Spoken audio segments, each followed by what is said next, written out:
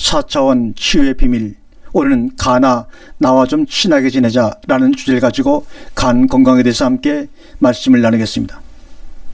우리 몸의 활성산소는 우리의 건강을 해치는 주범으로 산소가 산화 과정에 이용되면서 대사 과정에서 생성되고 유전자와 미토콘드리아와 세포막을 손상시키고 노화를 일으키는 것이 바로 활성산소입니다.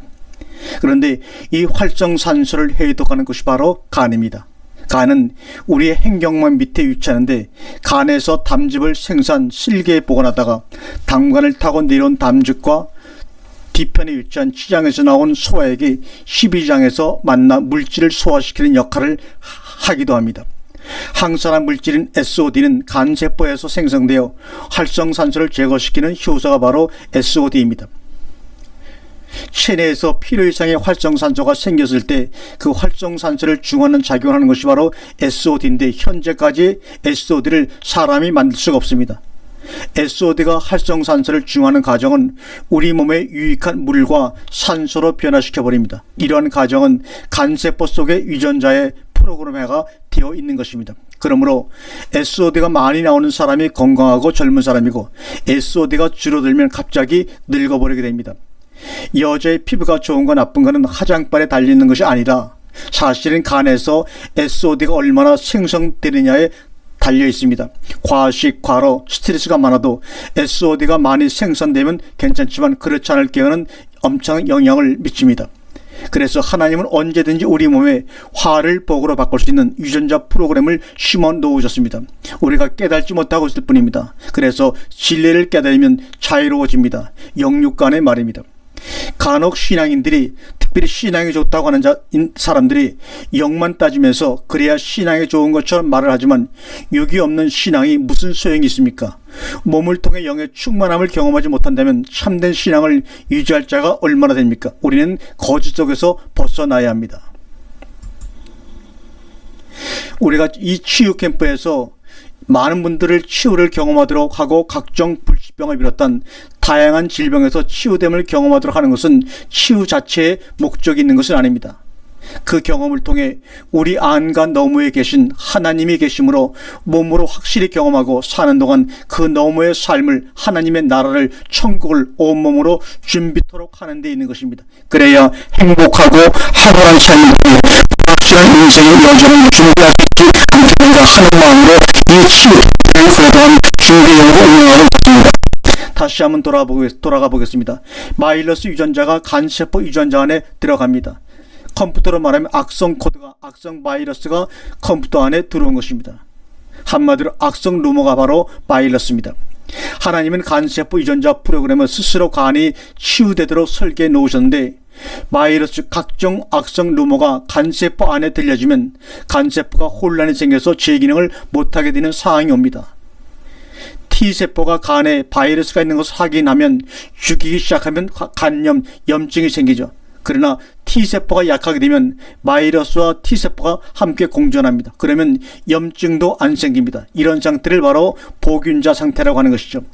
우리가 흔히 C형 간염에 인터페롤 주사를 맞는데 인터페롤은 항바이러스성 단백질로 바이러스에 감염된 조직의 세포에서 생성이 되는 겁니다. 즉 임파구에서 바이러스를 죽이기 위해서 생산해내는 물질이 바로 인터페롤입니다. 그런데 인터페롤을 주사 맞는다는 것은 남의 것을 빌려다 맞는 겁니다. 인터페롤 자체는 단백질이기에 남의 단백질을 맞는 것이기에 알레르기 반응이 많이 일어날 수가 있습니다. 꼭 독감 주사를 맞는 것 같이 열이 나고 쑤신다고 합니다. 그럴 바에는 T임파구를 강화해 꺼진 T임파구 유전자를 켜는 것이 낫지 않는가 생각이 듭니다. 만성 간염 상태에서 계속적인 간세포 파괴로 반복적인 염증이 생기는 질병이 바로 만성 활동성 간염은 T임파구가 계속해서 꺼졌다 켜졌다 하기에 생기는 대표적인 질환입니다. 간세포가 죽으면 그 죽은 간세포를 청소하는 거식세포가 와서 정리해버리는데, 즉 먹어서 소화를 시켜버리죠. 죽은 간세포를 청소하고 나면 그 빈 공간이 생기는데 그 빈 공간을 채우기 위해 섬유세포가 몰려옵니다. 섬유세포라는 것은 섬유질 생선, 조직 수축, 골격 조직의 유지에 기본이 되는 세포로 거식세포가 죽은 세포를 먹어버리는 빈 공간을 채워주는 것이 바로 섬유세포입니다.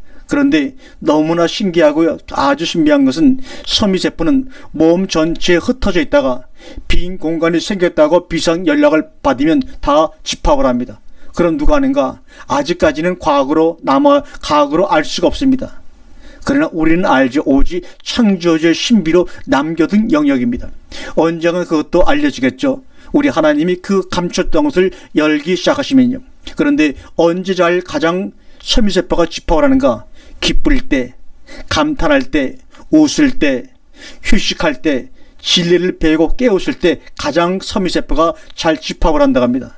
섬유세포 속에도 섬유질 생산 유전자가 들어가 있습니다.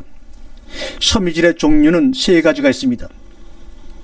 우리가 섬유질하면 보통 흉터를 얘기할 때 그 섬유질을 얘기합니다. 첫 번째 섬유질의 종류는 첫 번째가 콜라겐입니다.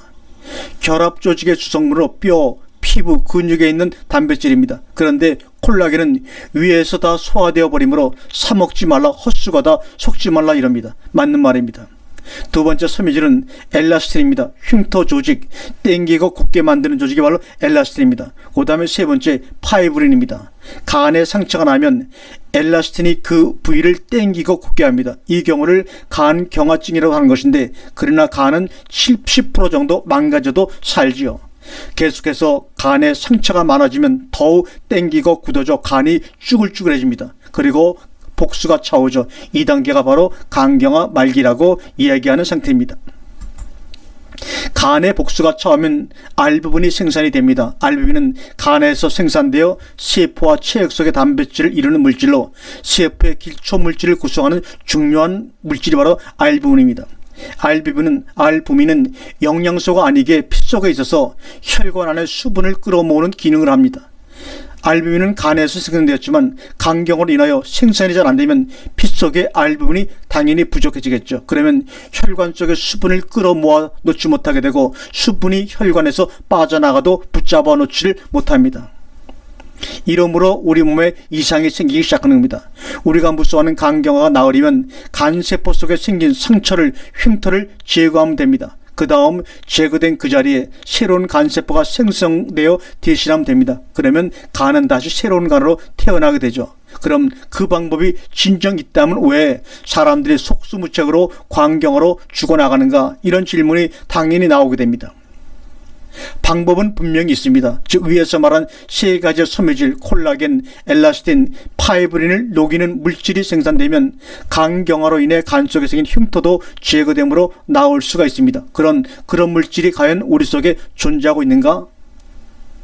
그것이 바로 질문입니다. 요즘 주부들 가운데 잔주름을 없애려고 피부에 콜라겐, 피하 주사를 많이 맞는데 그 효과가 몇 달 못 가서 재차 맞아야 하는 사실을 우리는 분명히 알고 있습니다. 그럼 콜라겐을 녹이는 물질이 있다는 말이 아닙니까? 그 녹이는 물질이 무엇입니까? 콜라겐 아제, 즉 아제라고 부르는 효소입니다.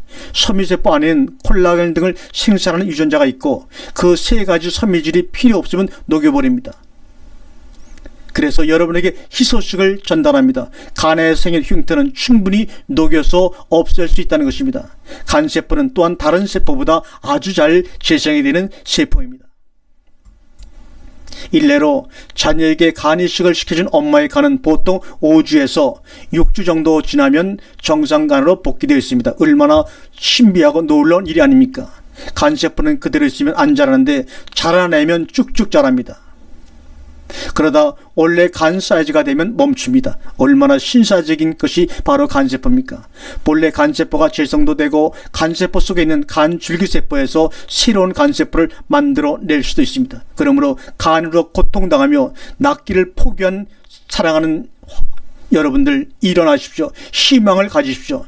전문의의 애언, 세상의 정보, 남의 경험이라는 악성 루머, 바이러스에 여러분의 자신의 간을 내주지 말고 하나님이 우리 인체 가운데 심어놓으신 치유 프로그램에 따라 새로운 삶을 경험하고 함께 공유해 나가기를 간절히 권면해 드립니다. 아멘.